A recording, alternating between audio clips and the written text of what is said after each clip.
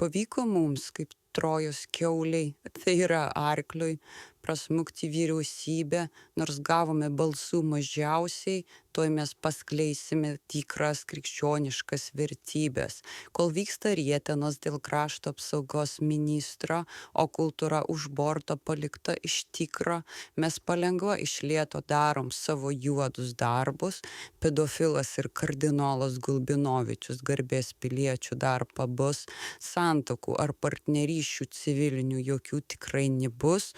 žmogžudystėmis paversime visus abortus, ribosime mes teisės moterų labai, juk Biblijoje tai parašyta aiškiai paprastai, kad moteris be teisė ir paklusni jį visiškai.